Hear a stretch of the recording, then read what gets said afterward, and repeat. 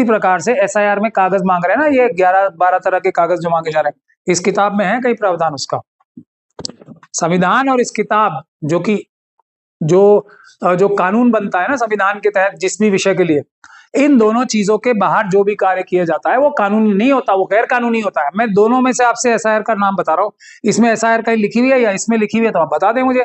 अगर नहीं तो जैसे एनआरसी का तरीका कानून के खिलाफ था वैसे ये एसआईआर का है। और दो, आप तो कह रहे लगातार कि जेल भेजेंगे तमाम चोर बेईमान को, लेकिन विपक्ष की कोई भी पार्टियां साथ नहीं आ रही आपकी। देखिए विपक्ष की सारी पार्टीज जितनी भी हैं और सारी, उसमें आरएसएस ने अपने स्लीपर सेल्स घुसा रखे और वो स्लीपर सेल्स लीडरशिप जो उनकी टॉप लीडरशिप है, जो सबसे बड़ी लीडरशिप है, उसके चारों तरफ एक पूरी तरीके से एक जो कहते हैं ना लोहे का शिकंजा बना के बैठे हुए हैं और उनको कोई भी ऐसा काम करने से रोक देते हैं, उन्हें भटका देते हैं, उनको डाइवर्ट कर देते हैं या उनका ध्यान कहीं और भटका देते हैं, जो मोदी जी और अमित शाह साहब को और आरएसएस और बीजेपी को नुकसान पहुंचा सकता है। इसीलिए आरएसएस और बीजेपी वोट चोरी करके पूरे देश को लूट पा रहे हैं। सीधी सीधी बात है ये। तो आप कहना चाह रहे तमाम पार्टियों में आरएसएस के लोग बैठे हुए हैं, कांग्रेस में आरएसएस के लोग बैठे हुए हैं, 100 समाजवादी में आरएसएस के लोग बैठे हुए हैं। 100%। तेजस्वी यादव साहब को भूल गए, बसपा को भूल गए आप। ये तमाम विपक्ष की पार्टियां, तमाम विपक्ष की पार्टीज के अंदर यही उनका सबसे बड़ा हथियार और औजार है, आरएसएस और बीजेपी का।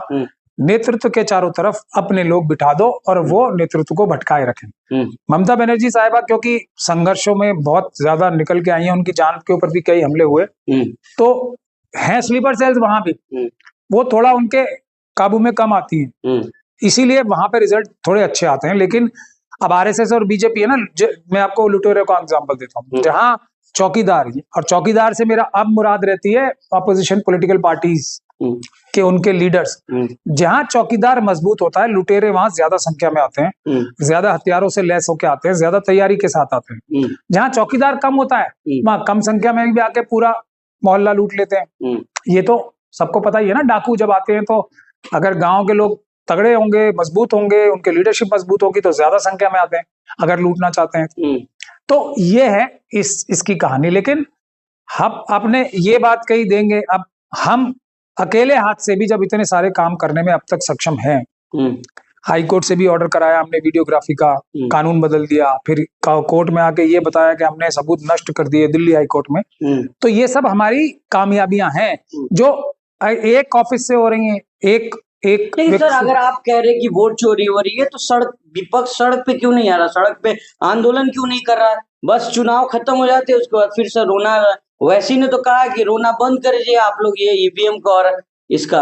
ओवैसी साहब को ईवीएम से 5 सीटें आ गई है ना, तो क्यों नहीं कहेंगे।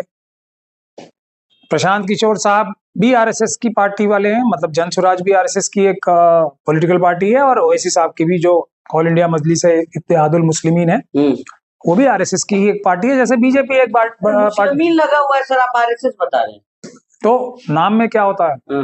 नाम ही में सब है। सबके सब आरएसएस वाले बोल नहीं रहे हम बड़े देशभक्त हैं, हम देश को आगे बढ़ाना चाहते हैं, ये करना चाहते हैं, वो करना चाहते हैं। कर क्या रहे हैं? आईएसआई और पाकिस्तान और चाइनीज एजेंसीज के साथ मिलके, जो इनके मनुवादी मानसिकता के डीआरडीओ में साइंटिस्ट पकड़े गए थे ना एक, वो भी आईएसआई से संबंध। कितने लोगों के आरएसएस और बीजेपी के आईएसआई से संबंध डायरेक्ट नजर आते हैं। सबसे बड़ा एक और सबूत आ गया अभी अमेरिका में, एक ही जो दलाली तो वहां नहीं कहते, वहां तो लॉबिंग फर्म कहते हैं, मतलब, लेकिन हिंदी में अगर उसे बताया जाए तो दलाली की फर्म जो होती है, वो आरएसएस ने भी एक ही एंगेज की है वहां पे। और जो पाकिस्तान की जो एस्टेब्लिशमेंट है उसने भी एक ही लॉबिंग, क्योंकि है तो दोनों कनेक्टेड ही ना, तो लॉ फर्म्स भी एक ही एंगेज कर रहे हैं, मतलब एक ही लॉ फर्म में जाना है दोनों को, एक ही में जा रहे हैं दोनों, क्योंकि भाई भाई तो है ही ना, संबंध तो है ही, आज से थोड़ी, जिन्ना साहब के टाइम से है, लेकिन पाकिस्तान बनने से पहले। तो और क्या सबूत दें हम? तो ओवैसी साहब जो इतनी गाली दे रहे हैं, ओवैसी साहब के खिलाफ कोई मुकदमा किया? हम लोग तो बिल्कुल संवैधानिक बात करते हैं, हमारे खिलाफ तो मुकदमे भी दे रखे हैं इतने सारे। तो कहते वो हम संवैधानिक बात करते हैं सर, संविधान के दायरे में बात करते हैं। वाह वाह वाह वाह, तभी तो मुसलमानों की बात करते हैं सिर्फ। क्या मुसलमान ही सिर्फ प्रताड़ित हैं इस देश में? क्या मुसलमान ही सिर्फ प्रताड़ित हैं? Schedule caste schedule tribe community प्रताड़ित नहीं है। अभी एसआईआर हो रहा है, सीए एनआरसी का जो आंदोलन चला था, असम उसका सबसे बड़ा एग्जाम्पल है। किसका नुकसान हुआ एसआईआर में? सबसे ज्यादा नुकसान schedule caste schedule tribe community का होगा, महिलाओं का होगा। ओवैसी साहब तो कभी नहीं बोलते। लेकिन सर आप लोग कह रहे हैं कि लगातार कहा जा रहा है कि फर्म फैला रहे हैं कि एनआरसी हो रहा है, एसआईआर को आप लोग एनआरसी से जोड़ रहे हैं। हम लोग क्योंकि फर्क बता दीजिए, चलिए ओवैसी साहब से ही पूछ लीजिए फर्क क्या है। ओवैसी साहब तो एनआरसी में जब आंदोलन हो गया तो भाग के आ गए थे, हम लोगों का जो एजिटेशन है उसमें क्रेडिट लेने भी आए थे। अब क्या हो गया? बोल रहे थे मैंने सबसे बड़ा मार्च निकाला हैदराबाद में। अब ये नहीं है, उनसे पूछ लीजिए ना एसआईआर और एनआरसी में क्या फर्क है। मैं तो कह रहा हूँ बिल्कुल एक चीज है, सिर्फ नाक घुमा के पकड़ी जा रही है। वो तो मुझसे भी बड़े लॉयर है, बैरिस्टर है, उनसे पूछ लीजिए। तो सर जो लोग बिहार में एसआईआर में नाम कटी वो लोग कहाँ गए? अगर उनको आप कह रहे हैं कि अगर ये जो है एनआरसी हो रहा है तो डिटेंशन सेंटर जाना चाहिए उन लोगों, कहाँ गए 65 लाख लोग? अभी जाएंगे, चिंता मत करो आप। यूपी में तो शुरू कर ही दिया ना योगी जी, थोड़ा ज्यादा उनको प्रधानमंत्री मोदी जी, इनको अमित शाह साहब को हरा के प्रधानमंत्री जल्दी बनने की जल्दी है, तो वो डिटेंशन सेंटर्स बनाने का अनाउंसमेंट नहीं कर दिया। क्या आरएसएस से पूछे बगैर योगी जी ने डिटेंशन सेंटर्स बनवाने का ऐलान किया होगा? बताओ आप। और यूपी से तो डिटेंशन सेंटर्स में जाएंगे, बिहार के लोगों को छोड़ दिया जाएगा, ऐसा लगता है आपको? कहाँ भेजना तो चाहिए ना, अगर एनआरसी आप लोग कह रहे हैं अभी भेज दें तो जनता गुमराह कर रहे हैं आप लोग। डिटेंशन सेंटर बना रहे हैं, योगी जी गुमराह कर रहा हूं मैं? आप लोग एनआरसी से जोड़ रहे हैं सर उसको। बिल्कुल सीधी एनआरसी है। एनआरसी क्या थी? एनआरसी भी तो यही थी, कागज मांगे जाएंगे। हमने मना किया था ना तब कागज। क्यों मना किया था कागज देने का? क्योंकि कागज देने का कोई प्रावधान नहीं था एनआरसी के दौरान। उसनों का लक्ष्य क्या है भाई? वोटर लिस्ट में से नाम हटने का मतलब आपको पता है क्या होगा? हर वो व्यक्ति जो नागरिक है 18 साल का है, राजीव जी ने 18 साल किया था, बाबा साहब ने 21 साल किया था।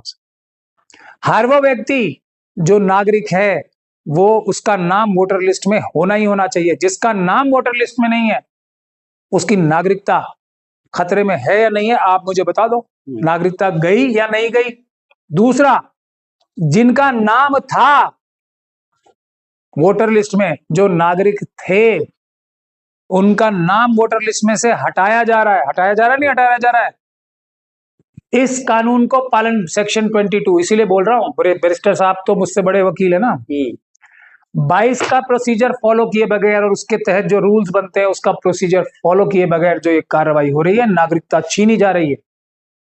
जिसका नाम वोटर लिस्ट में से हटा वो नागरिकता उसकी रहेगी क्या? जो वोट देने के लायक नहीं है वो नागरिक रहेगा क्या? इसमें लिखा है। तो बचाएं कैसे सर लोगों के नागरिकता? आप लोग, हम लोग, जब लोग हमारे साथ आके हमारी बात सुनना शुरू करेंगे तब बचेंगे। हम अपनी जितनी अकेले हाथ की जितनी ताकत है, अपने छोटे मुट्ठी भर साथियों की जितनी ताकत है, वो तो लगा ही रहे हैं और उसके रिजल्ट भी आ रहे हैं ना। ऐसा थोड़ी नहीं आ रहे।